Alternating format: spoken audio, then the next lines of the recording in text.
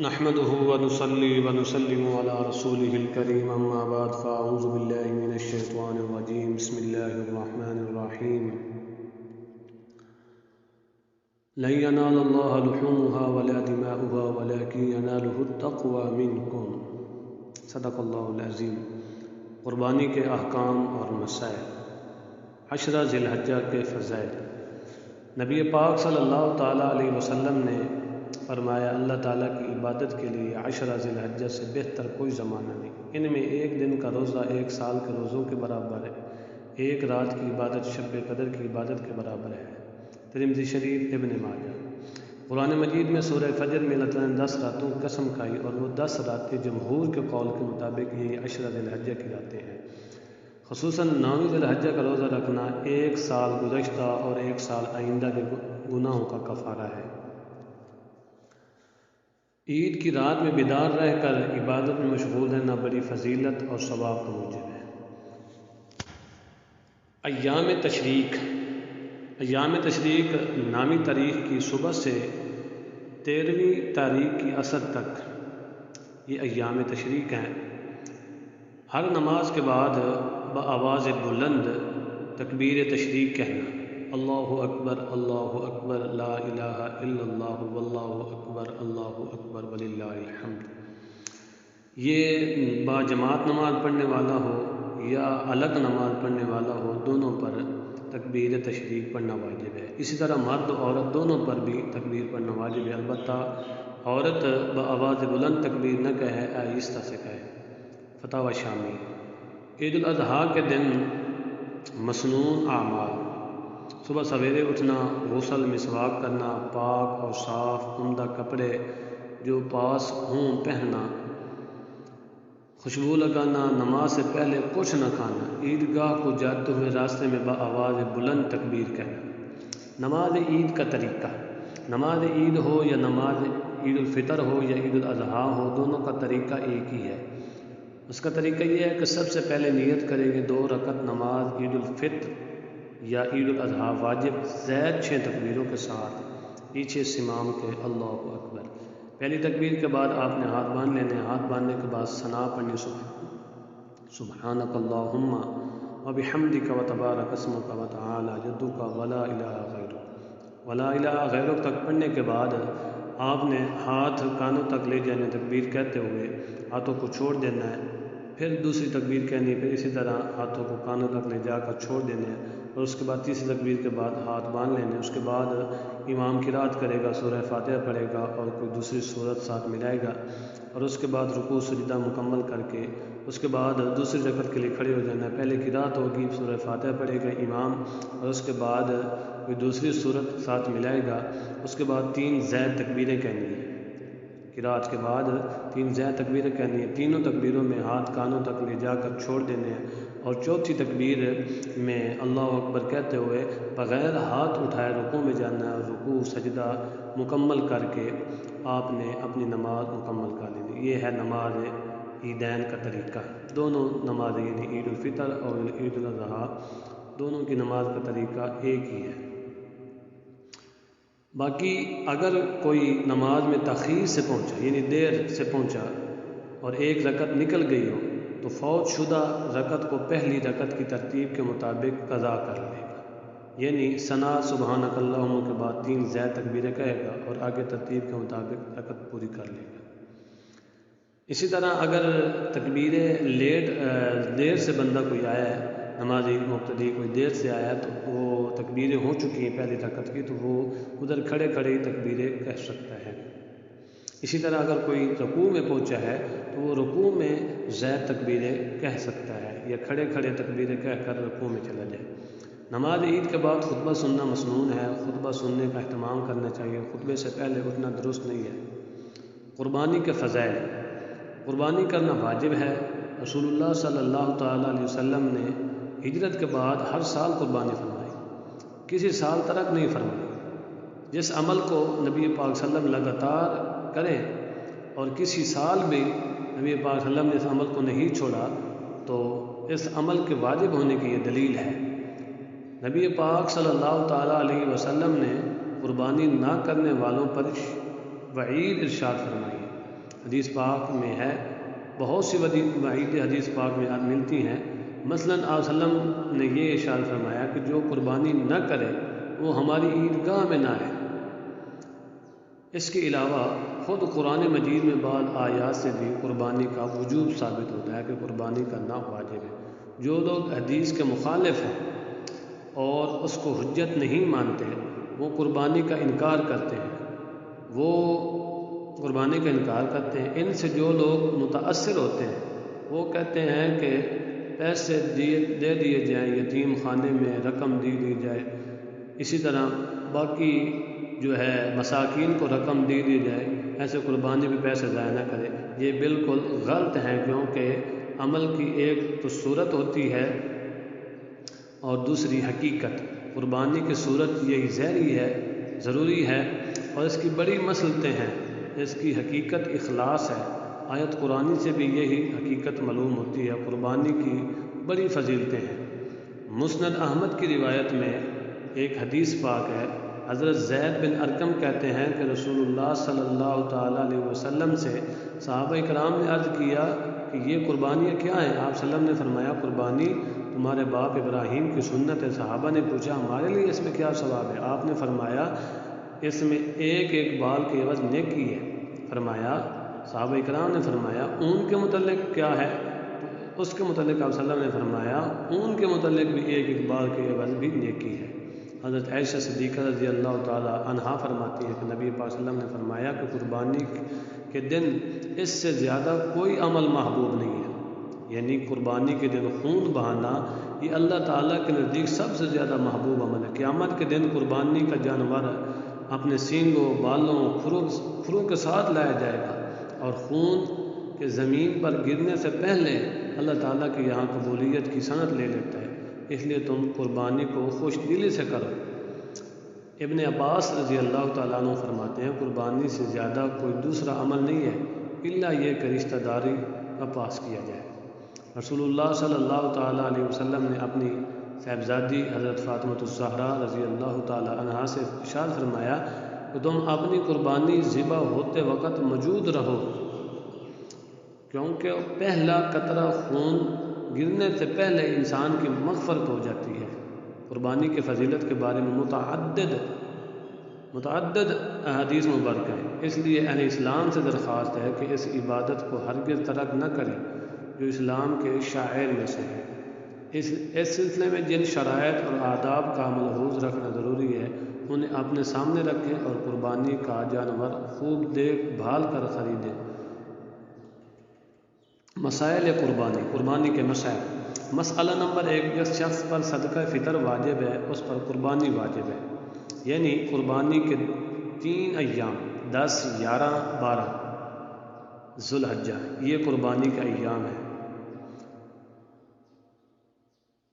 اور نصاب کے متعلق یہ عرض ہے کہ اپنی ضروریات زائد سے اتنا مال یا اشیاء جمع ہو جائے جن کی مالیت 52.5 تولہ چاندی کے برابر ہو تو اس پر قربانی لازم ہے۔ مثلا رہائشی مکان کے علاوہ کوئی مکان ہو، خواہ تجارت کے لیے ہو یا نہ ہو، اسی طرح ضروری سواری کے طور پر استعمال ہونے والی گاڑی کے علاوہ گاڑی ہو تو ایسے شخص پر بھی قربانی لازم ہے۔ مطلب یہ ہے کہ صاحب نصاب پر قربانی واجب ہے۔ مسئلہ نمبر 2، مسافر پر قربانی واجب نہیں۔ مسئلہ نمبر 3، قربانی کا وقت 10ویں تاریخ سے لے کر 12ویں تاریخ کی شام تک ہے۔ 12ویں تاریخ کا سورج غروب ہو جانے کے بعد درست نہیں ہے۔ قربانی کا جانور دن کو ذبح کرنا افضل ہے، اگرچہ رات کو بھی ذبح کر سکتے ہیں، لیکن افضل دن عید کا دن ہے، یعنی 10ویں ذی الحجہ کا افضل دن ہے، پھر 11ویں، پھر 12ویں تاریخ۔ مسئلہ نمبر 4، شہر اور قصبوں میں رہنے والوں کے لیے عید الاضحیٰ کی نماز پڑھ لینے سے قبل قربانی کا جانور ذبح کرنا درست نہیں۔ دیہات اور گاؤں میں رہنے والوں کے لیے صبح صادق کے بعد فجر کی نماز سے پہلے بھی قربانی کا جانور ذبح کر سکتے ہیں۔ اگر شہری اپنا جانور قربانی کے لیے دیہات میں بھیج دیں تو وہاں اس کی قربانی بھی نماز عید سے قبل درست ہے، ذبح کرانے کے بعد اس کا گوشت منگوا سکتا ہے۔ مسئلہ نمبر 5، اگر مسافر مالدار ہو اور کسی جگہ 15 دن قیام کی نیت کرے یا 12ویں تاریخ کو سورج غروب ہونے سے پہلے گھر پہنچ جائے یا کسی نادر آدمی کے پاس 12ویں تاریخ کو غروب شمس سے پہلے اتنا مال آ جائے کہ صاحب نصاب ہو جائے تو ان تمام صورتوں میں اس پر قربانی واجب ہو جاتی ہے۔ نیز اگر مسافر مالدار ہو، دوران سفر قربانی کے لیے رقم بھی ہو اور وہ 15 دن سے کم عرصے کے لیے رہائش پذیر ہونے کے باوجود بآسانی قربانی کر سکتا ہو تو قربانی کر لینا بہتر ہے۔ مسئلہ نمبر 6، قربانی کا جانور اپنے ہاتھ سے ذبح کرنا زیادہ اچھا ہے۔ اگر خود ذبح نہ کر سکتا ہو تو کسی اور سے بھی ذبح کرا سکتا ہے۔ بعض لوگ قصاب سے ذبح کراتے وقت ابتداءً خود بھی چھری پر ہاتھ رکھ لیا کرتے ہیں۔ ایسے لوگوں کے لیے یہ ضروری ہے کہ قصاب یعنی قصائی اور قربانی والے دونوں مستقل طور پر تکبیر پڑھے۔ اگر دونوں میں سے ایک نے نہ پڑھی تو قربانی صحیح نہ ہوگی۔ فتاوی شامل۔ مسئلہ نمبر 7، قربانی کا جانور ذبح کرتے وقت زبان سے نیت پڑھنا ضروری نہیں، دل میں بھی پڑھ سکتا ہے۔ مسئلہ نمبر 8، قربانی کا جانور ذبح کرتے وقت اس کو قبلہ رخ لٹائے اور اس کے بعد یہ دعا پڑھے، انی وجہت وجہی للذی فطر السماوات والارض حنیفا وما انا من المشرکین ان صلاتی ونسکی ومحیای ومماتی للہ رب العالمین لا شریک لہ وبذلک امرت وانا اول المسلمین اللہم منک ولک۔ اس کے بعد بسم اللہ اللہ اکبر کہہ کر ذبح کرے۔ قضا فی سنن ابو داؤد۔ ذبح کرنے کے بعد یہ دعا پڑھے، اللہم تقبلہ منی کما تقبلت من حبیبک محمد و خلیلک ابراہیم علیہ السلام۔ مسئلہ نمبر 9، قربانی صرف اپنی طرف سے کرنا واجب ہے، اولاد کی طرف سے نہیں، اولاد چاہے بالغ ہو یا نابالغ ہو، مالدار ہو یا غیر مالدار۔ مسئلہ نمبر 10، جانوروں کی قربانی درج ذیل جانوروں کی قربانی ہو سکتی ہے۔ اونٹ، اونٹنی، بکرا، بکری، بھیڑ، دمبا، گائے، بیل، بھینسا۔ بکرا، بکری، بھیڑ، دمبا کے علاوہ باقی جانوروں میں 7 آدمی شریک ہو سکتے ہیں، بشرطے کہ کسی شریک کا حصہ 7ویں حصے سے کم نہ ہو، سب قربانی کی نیت سے شریک ہو یا عقیقے کی نیت سے، صرف گوشت کی نیت سے شریک نہ ہو۔ گائے، بھینس اور اونٹ وغیرہ میں 7 سے کم افراد بھی شریک ہو سکتے ہیں۔ اس طور پر کہ مثلا 4 آدمی ہوں تو 3 افراد کے 2 حصے اور ایک کا ایک حصہ ہو جائے۔ نیز اگر پورے جانور کو 4 حصوں میں تقسیم کر لیں یہ بھی درست ہے، یا یہ کہ 2 آدمی موجود ہوں تو نصف بھی تقسیم کر سکتے ہیں۔ اسی طرح اگر کئی افراد مل کر ایک حصہ ایصال ثواب کے طور پر کرنا چاہیں تو یہ بھی جائز، البتہ ضروری ہے کہ سارے شرکاء اپنی اپنی رقم جمع کر کے ایک شریک کو ہبہ کر دے اور وہ اپنی طرف سے قربانی کر دے۔ اس طرح قربانی کا حصہ ایک کی طرف سے ہو جائے گا اور ثواب سب کو ملے گا۔ مسئلہ نمبر 11، اگر قربانی کا جانور اس نیت سے خریدا کہ بعد میں کوئی مل گیا تو شریک کر لوں گا اور بعد میں کسی اور کو بھی قربانی یا عقیقہ کی نیت سے شریک کیا تو قربانی درست ہے۔ اگر خریدتے وقت کسی اور کو شریک کرنے کی نیت نہ کی تھی بلکہ پورا جانور اپنی طرف سے قربانی کرنے کی نیت سے خریدا تھا تو اب اگر شریک کرنے والا غریب ہے تو کسی اور کو شریک نہیں کر سکتا، اگر مالدار ہے تو شریک کر سکتا، البتہ بہتر نہیں۔ ایک جانور قربانی کرنے کے لیے خریدا، اگر اس کے بدلے دوسرا جانور دینا چاہے تو جائز ہے۔ ایک جانور قربانی کے لیے خریدا، اگر اس کے بدلے میں دوسرا جانور دینا چاہے تو جائز ہے، مگر یہ لحاظ رکھنا ضروری ہے کہ دوسرا جانور کم از کم اسی قیمت کا ہو، اگر اس سے کم قیمت کا ہو تو زائد رقم اپنے پاس رکھنا جائز نہیں بلکہ صدقہ کرنا ضروری ہے۔ ہاں اگر زبانی طور پر جانور کو متعین نہ کیا ہو بلکہ یہ ارادہ کیا ہو کہ اگر اچھی قیمت میں فروخت ہو رہا ہو تو فروخت کر دیں گے، اس صورت میں اصل قیمت سے زائد رقم اپنے پاس رکھنے میں کوئی حرج نہیں۔ مسئلہ نمبر 12، قربانی کا جانور گم ہو گیا، اس کے بعد دوسرا جانور خریدا، اگر قربانی کرنے والا امیر ہے تو ان دونوں جانوروں میں سے جس کو چاہے ذبح کرے، جبکہ غریب پر ان دونوں جانوروں کی قربانی واجب ہوگی۔ وضاحت، اگر کسی آدمی نے قربانی کے لیے جانور خریدا اور خریدنے کے بعد وہ جانور قربانی کرنے سے پہلے گم ہو جائے تو صاحب حیثیت آدمی پر قربانی کے لیے دوسرا جانور خریدنا ضروری ہے، کیونکہ اس پر قربانی شرعاً واجب تھی اور واجب ادا نہیں ہوا، جبکہ فقیر آدمی پر دوسرا جانور خریدنا اور قربانی کرنا لازم نہیں تھا۔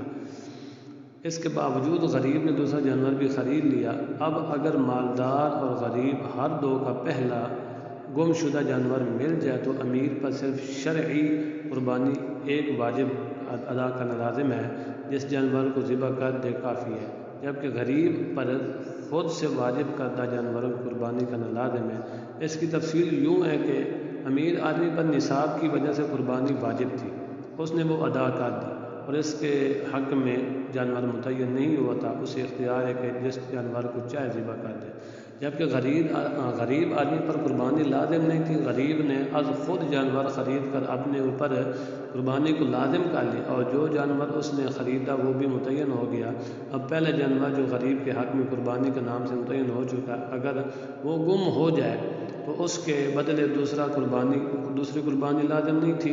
اس کے باوجود غریب نے دوسرا جانور خرید کر اپنے پر قربانی لازم کر لی، اس بنا پر فقیر آدمی پر دوسری قربانی بھی لازم ہوگی، لہذا غریب آدمی دونوں جانوروں کی قربانی کرے گا، بخلاف مالدار کے اس پر صرف ایک قربانی لازم ہے، جانور متعین نہیں ہے، دونوں جانوروں میں سے کسی ایک کی قربانی کر دے تو کافی ہے۔ مسئلہ نمبر 13، قربانی کے جانور میں اگر کئی شرکاء ہیں تو گوشت وزن کر کے تقسیم کریں۔ مسئلہ نمبر 14، بھیڑ بکری جب 1 سال کی ہو جائے، گائے بھینس 2 سال کی، اونٹ 5 سال کا تو اس کی قربانی جائز ہے، اگر اس سے کم ہے تو جائز نہیں۔ ہاں دمبا اور بھیڑ نہ کہ بکرا اگر اتنا موٹا تازہ ہو کہ سال بھر کا معلوم ہو تو اس کی قربانی جائز ہے، یعنی دمبا اور بھیڑ، بکرا نہیں۔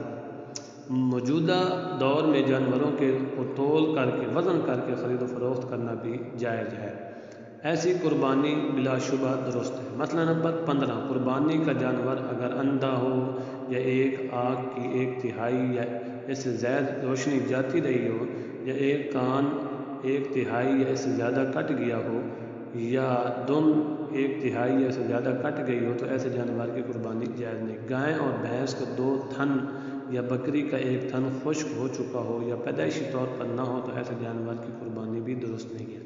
مسئلہ نمبر 16، اسی طرح اگر جانور 1 پاؤں سے لنگڑا ہے، یعنی 3 پاؤں سے چلتا ہے، 4تھے پاؤں کا سہارا نہیں لیتا تو ایسے جانور کی قربانی بھی جائز نہیں۔ ہاں اگر وہ جانور 4تھے پاؤں سے سہارا لیتا ہے تو لیکن لنگڑا کے چلتا ہے تو ایسے جانور کی قربانی درست ہے۔ مسئلہ نمبر 17، قربانی کا جانور خوب موٹا تازہ ہونا چاہیے، اگر جانور اس قدر کمزور ہو کہ ہڈیوں میں گودا بالکل نہ رہا ہو تو ایسے جانور کی قربانی جائز نہیں۔ بعض لوگ موٹا تازہ جانور ماں دکھلاوے یا ریا و نمود کے لیے خریدتے ہیں، ایسے لوگ قربانی کے ثواب سے محروم ہوتے ہیں، ان پر لازم ہے کہ وہ موٹا تازہ جانور تلاش کرتے ہوئے ماں ثواب کی نیت کریں۔ مسئلہ نمبر 18، اگر کسی جانور کے تمام دانت گر گئے ہوں تو اس کی قربانی جائز نہیں، اگر اکثر دانت باقی ہوں کچھ گر گئے ہوں تو قربانی جائز ہے۔ اگر کسی جانور کی عمر پوری ہو اور دانت نہ نکلے ہوں تو بھی قربانی ہو سکتی ہے، تاہم اس سلسلہ میں صرف جانوروں کے عام سوداگروں کی بات معتبر نہیں ہے، بلکہ یقین سے معلوم ہونا ضروری ہے، یا یہ کہ خود گھروں میں پالا ہوا جانور ہو تو اس کی قربانی کی جا سکتی ہے۔ مسئلہ نمبر 19، جس جانور کے پیدائشی کان ہی نہ ہو اس کی قربانی جائز نہیں۔ مسئلہ نمبر 20، اگر کسی جانور کے سینگ بالکل جڑ سے ٹوٹ چکے ہوں، اس طور پر کہ دماغ اس سے متاثر ہوا ہو تو ایسے جانور کی قربانی جائز نہیں ہے، اگر معمولی ٹوٹیوں یا سیدھے سینگ ہی نہ ہوں جیسے اونٹ تو بلا کراہت جائز ہے۔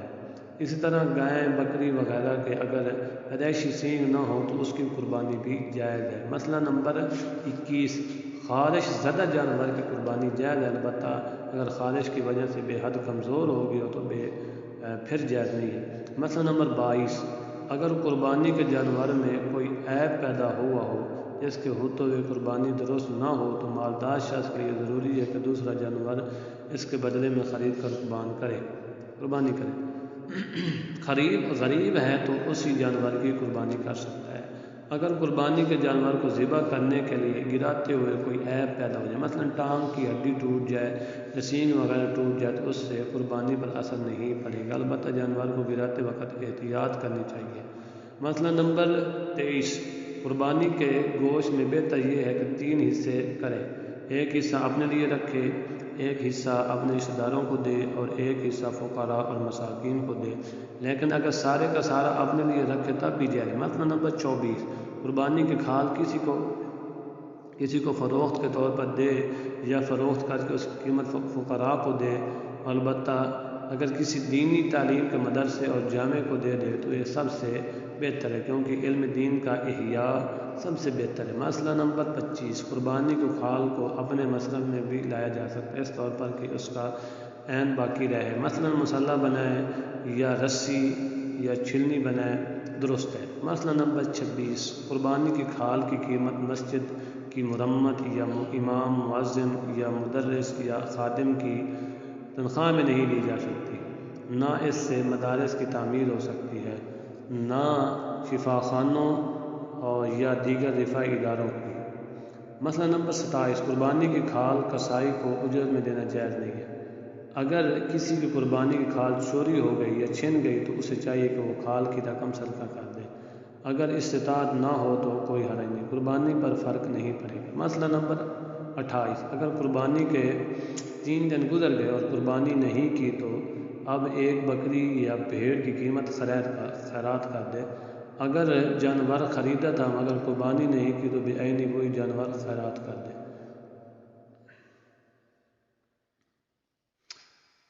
مسئلہ نمبر 29، اصحال ثواب کے لیے قربانی کا گوشت خود بھی کھا سکتا ہے، دوسروں کو بھی کھلا سکتا ہے۔ مسئلہ نمبر 30، اگر کسی شخص کے حکم کے بغیر اس کی طرف سے قربانی کی تو قربانی نہیں ہوگی، اسی طرح اگر کسی شخص کو اس کے حکم و اجازت کے بغیر قربانی میں شریک کیا تو کسی کی بھی قربانی نہیں ہوگی، اسی طرح اگر رشتہ داروں میں سے کوئی ایک صرف گوشت کی نیت سے شریک ہے تو کسی کی قربانی صحیح نہیں ہوگی۔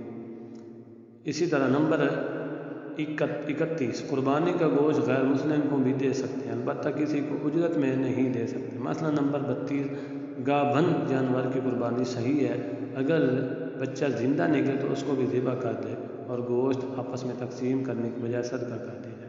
قربانی کے جانور کے بال کاٹنا یا دودھ دوہنا درست نہیں، اگر کسی نے ایسا کیا تو اسے صدقہ کر دے، اگر بیچ دیا تو اس کی رقم کو صدقہ کر دینا واجب ہے۔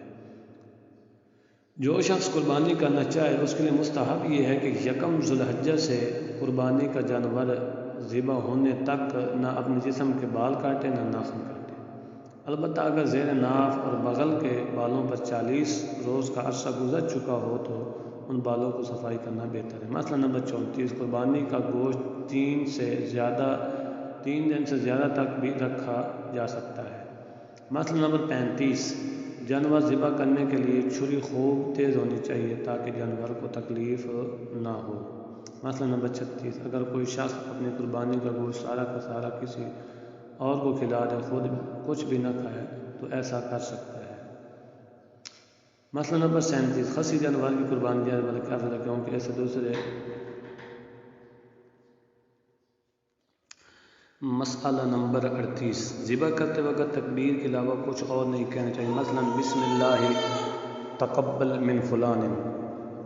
مسئلہ نمبر 39، اگر کسی نے قربانی کی نظر مانی اور وہ کام ہو جائے تو قربانی واجب ہے، اس کے گوشت سے خود نہیں کھا سکتا، سارا فقراء اور مساکین کو کھلا دے۔ مسئلہ نمبر 40، اگر کسی شخص کی ساری یا اکثر آمدنی حرام کی ہو تو اس کو اپنے ساتھ قربانی میں شریک نہیں کرنا چاہیے، اگر شریک کیا تو کسی کی قربانی نہیں ہوگی۔ اللہ تعالیٰ۔ مسئلہ نمبر 41، بکری کے علاوہ دوسرے کسی جانور میں تمام شرکاء اپنا اپنا حصہ تقسیم کیے بغیر فقراء کو دینا چاہیں تو دے سکتے ہیں، البتہ اگر نظر کی قربانی ہو یا مرحوم کی وصیت کے تحت قربانی کر رہے ہیں تو پھر تقسیم سے پہلے کسی فقیر کو دینا درست نہیں ہے۔ مسئلہ نمبر 42، کسی نے مرتے وقت وصیت کی کہ میرے مال سے قربانی کی جائے تو اس کی قربانی کا سارا گوشت خیرات کرنا ضروری ہے، خود کچھ بھی نہ کھائے۔ اللہ تعالیٰ امت مسلمہ کو قربانی کی روح اور حقیقت سمجھنے اور اس پر عمل کرنے کی توفیق عطا فرمائے، اور ہماری یہ ظاہری قربانی حقیقی قربانی کے لیے پیش خیمہ ہو، اور ہم اس ظاہری اور مادی قربانی کی طرح اللہ تعالیٰ کے حکم پر اپنی جان قربان کرنے کے لیے بھی تیار رہیں۔ وآخر دعوانا الحمدللہ رب العالمین۔